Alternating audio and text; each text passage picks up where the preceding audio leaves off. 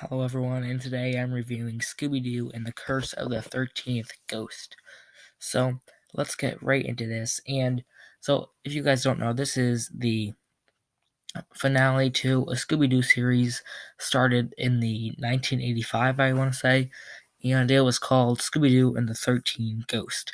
So, I don't know if you've heard of this series, but basically what it was Scooby, Shaggy, Daphne, Scrappy-Doo, and a kid named Flim Flam, who, and no Fred and Velma were in that series. There was just no mention of them. And they had a red van that they drove around in. And they opened this chest of demons, and it released 13 of the world's deadliest ghosts, and they only caught 12 of them in that series. So this is the long overdue finale where they finally catch the 13th ghost. And with that being my favorite Scooby-Doo series, the 13th Ghost, I found this to be pretty disappointing. So, I'd say if you haven't seen the 13 Ghosts series, you'll enjoy this movie, but if you have, you'll find it disappointing. So, it starts off with basically Scooby and the gang catching this bad guy that isn't actually the bad guy. So, they are forced to retire, and when they're selling all their things off, some guy asks for the crystal ball. And then they're like, oh my god, the crystal ball, we forgot. And then Vincent's like, we finally found the 13th ghost. You need to go find him in the Himalayas. So they go with Vincent and they meet up with Flim Flam. And they're just like, oh yeah, Fred and Velma were at summer camp that year. So yeah, or whatever. And they're hunting the ghost in the Himalayas. And they meet up with Flim Flam there. And then they just don't bring up Scrappy. They're just like, oh, like Daphne, I think, is like, where's Scrappy? And they're just like, oh, we don't know.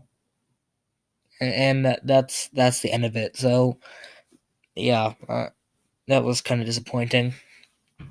And then I feel like they kind of forced, it's like, the feminist aspect a bit with Daphne, where she was just kind of like, out of nowhere, she just kind of became like this great leader, and that wasn't really even the thing she had in the original show. She was just kind of there. So I wasn't a fan of how she was just suddenly so much better than everyone else in the gang and could just fight the 13th ghost without a problem. I was not a fan of that. And Fred was just horrible in this movie. He literally used pom-poms and was like, I remember when I went to cheerleading camp, and he was just literally a cheerleader. It was so disappointing.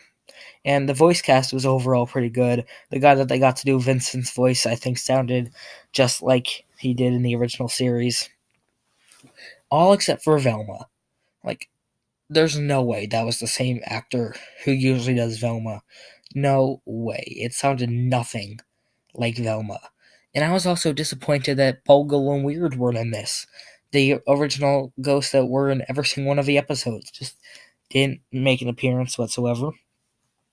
And that was disappointing. And then the worst part about this is the 13th ghost. The whole point of what made that series so good is they were actually fighting ghosts. There were actual ghosts. And this movie just ends. It's like, oh my god, the person behind this was just a friend of Vincent Van Gogh's who was jealous that he got to keep the chest of demons and he didn't.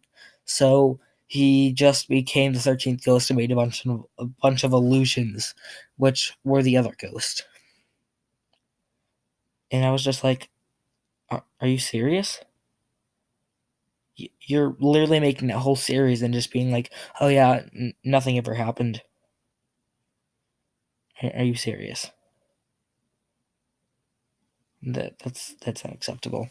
And they kind of just are like, well, we just opened a freezer the last time, and there were just a bunch of illusions that made it look like the ghost. And there's actually a real chest of demons. And then I don't know where they were going to go with that. Like, I'm really not sure what they were trying to go with for that.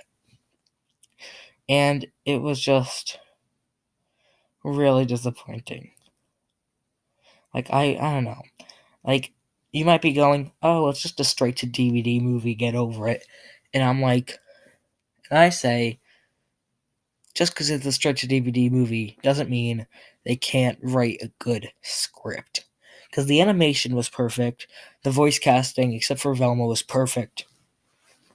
And up until I'd say like the last 20 minutes, I'd say it was almost perfect. It was just going great, and then they just ruined the entire series. It was so disappointing because of the last 20 minutes. And I kind of feel like how a lot of Star Wars fans felt when they first saw The Last Jedi when I watched this movie. And